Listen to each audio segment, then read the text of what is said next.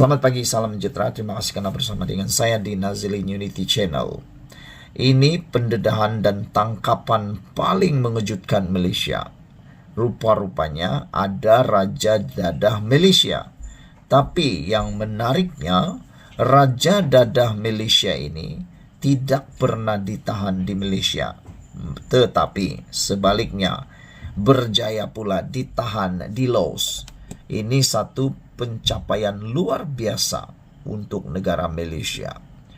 Seorang warga Malaysia yang dikehendaki di Thailand kerana aktiviti penyeludupan dadah ditahan dalam operasi bersama Thailand Laos minggu lepas. Warga Malaysia berusia 39 tahun itu didakwa Raja Dadah dan anggota penting sindiket dikatakan bersembunyi di Laos menurut polis Thailand. Penolong Ketua Polis Negara POL LT General Panurat Lakbun berkata, lembaga kawalan narkotik telah melakukan siasatan terhadap lelaki itu yang disyaki sebagai dalang utama dalam membekal dan menyelaras aktiviti dadah di kawasan segitiga emas sejak 2006. Panurat berkata lelaki itu ditahan di Laos pada 29 Disember. Suspek terlibat dengan rangkaian dadah di seluruh Thailand, Malaysia, China, Singapura dan Laos. Dia juga menggunakan Thailand untuk aktiviti pengubahan wang haram dan sebagai tempat transit penyeludupan dadah ke negara ketiga seperti Malaysia, Taiwan dan Australia. Penahanan itu adalah hasil siasatan berterusan dan bekerjasama rapat antara agensi penguatkuasaan Thailand, Malaysia dan Laos, katanya dalam satu kenyataan. Pasukan penyiasat mengenal pasti lelaki itu sebagai suspek utama di sebalik rampasan dedah pada Jun tahun lalu. Rampasan membabitkan 998 kilogram methamphetamine kristal dan penahanan 7 suspek di wilayah Ratchaburi, kata Panurat. Waran tangkap kemudiannya dikeluarkan terhadap suspek pada Ogos tahun yang sama. Pihak berkuasa Thailand kemudian merampas aset warga Malaysia itu termasuk sebidang tanah dengan bangunan, 2 kondominium, 3 kapal layar, 2 kereta, 3 motosikal, senjata api, wang tunai dan barangan berharga lain di seluruh Bangkok, Trat, Chiang Rai dan Chon Buri. Jumlah anggaran nilai aset yang dirampas adalah 85 juta baht atau bersamaan 11,4 juta ringgit Malaysia. Dengan dadah, Raja Dadah Malaysia ditahan di Laos. Sebelum kita berpisah, kita ingin ucapkan tahniah syabas kepada PDRM Malaysia dengan kerjasama pihak berkuasa Thailand dan Laos atas kejayaan mereka menangkap Raja Dadah Malaysia.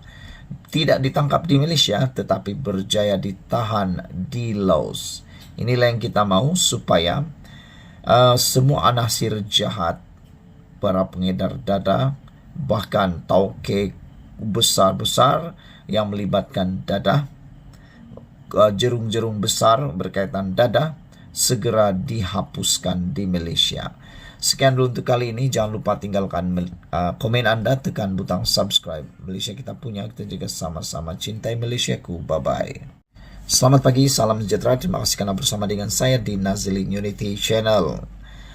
Rakyat tunggu Mahathir, Daim disiasat, kata pemimpin UMNO, dipetik daripada Malaysia Kini. Dengan keadaan seperti ini, kelihatan Tun Daim dan juga Tun Mahathir makin tersepit dan makin terdesak. Karena sejak isu berkaitan Daim Zainuddin digembar-gemburkan di media sosial dan di mana-mana media, maka rakyat mula mengambil perhatian, rakyat mula mengambil mahu tahu apa sebenarnya yang berlaku dan berapa sebenarnya kebenaran daripada yang mereka dengar. Oleh sebab itulah, memang seperti yang dikatakan oleh pemimpin UMNO, rakyat sebenarnya tunggu Mahathir dan Daim disiasat. Sama ada mereka bersalah atau tidak, itu belakang cerita, kata rakyat jelata atau netizen dalam ruangan komen. Lagi pula, sekiranya siasatan sudah selesai dibuat dan didapati tidak ada kesalahan, tidak ada salah laku di dalam siasatan tersebut, maka ia secara otomatis dapat membantu sebenarnya membersihkan sepenuhnya nama Tun Mahathir dan Tun Daim.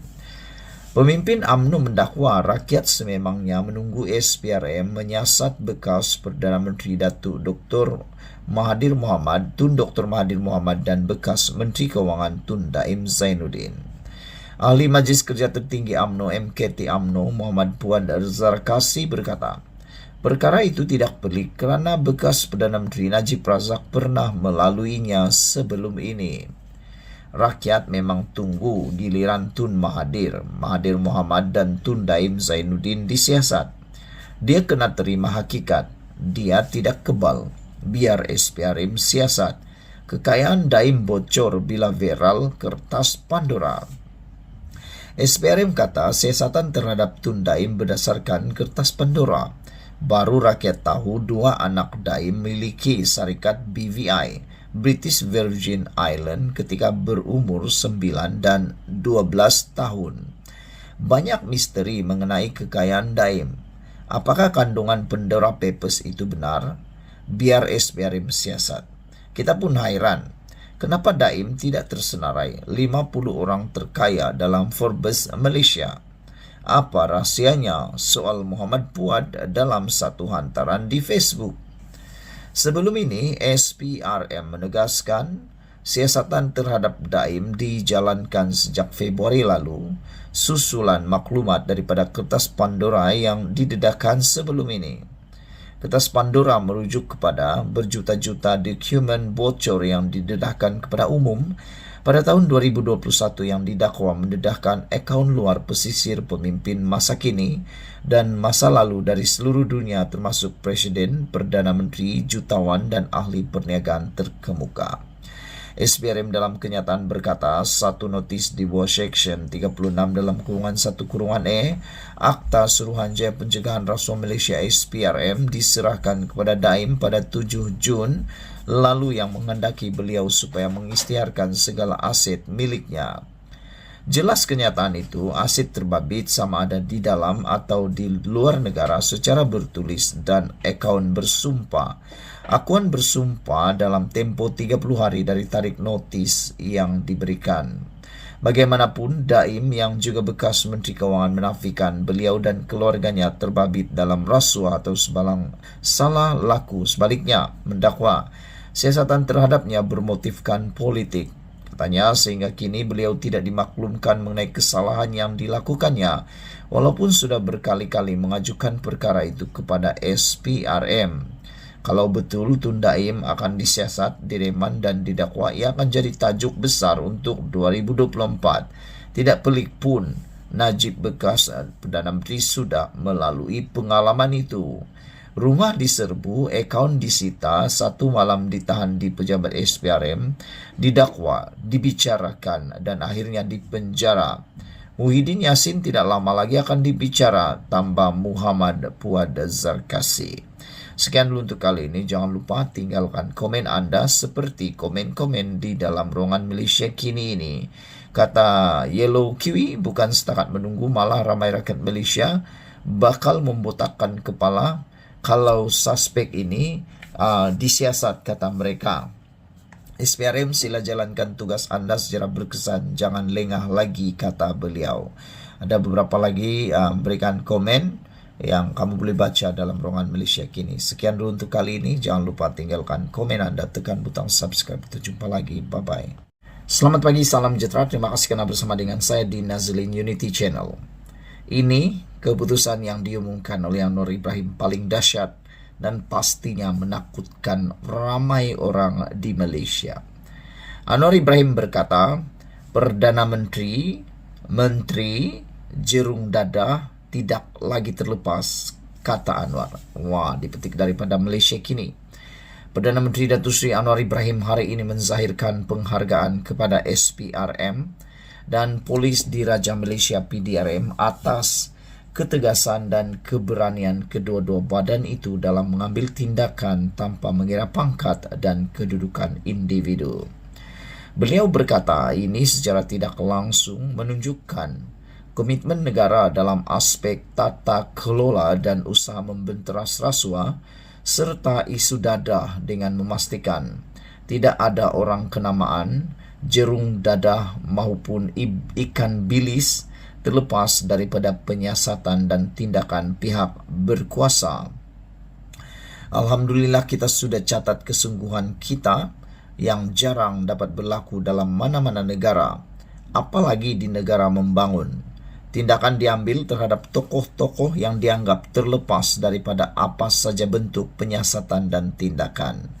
Kamu curi dana negara, kamu punggah kekayaan negara, sama ada kamu Perdana Menteri, Menteri Keuangan, Menteri-Menteri. Kamu ingat, kita terpaksa bertindak dengan tegas untuk menyelamatkan negara ini, katanya. Beliau berkata demikian ketika berucap melancarkan sistem pengkalan data utama PADU, yakni pengkalan data sosioekonomi negara bersepadu yang mengandungi profil individu dan isi rumah meliputi warga negara dan juga pemastautin tetap di Pusat Konvensyen Antarabangsa Putrajaya PICC hari ini. Memberi contoh kejayaan PDRM menumpaskan satu sindiket pengedaran dadah jenis sabu terbesar di Sabah baru-baru ini, Perdana Menteri menyifatkan pencapaian itu sebagai sesuatu yang perlu dibanggakan. Apatah lagi ketika negara membelanjakan ratusan juta ringgit bagi membendung masalah penggunaan dadah khususnya dalam kalangan anak muda. Pada 26 Disember lepas, media melaporkan seorang penaung badan bukan kerajaan NGO berpangkat datuk antara 10 lelaki ditahan di Sabah kerana disyaki terlibat dalam sindiket pengedaran dadah terbesar di negeri itu.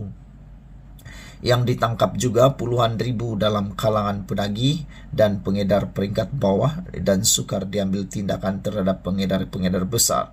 Tauke besar terlibat dalam dadah, maka saya selut PDRM kerana telah jelajah ke Sabah. Jadi, cerita bahawa jerung terlepas tak timbul lagi. Sekarang tumpuan kita itu kepada jerung-jerung supaya anak-anak ikan bilis ingat, katanya.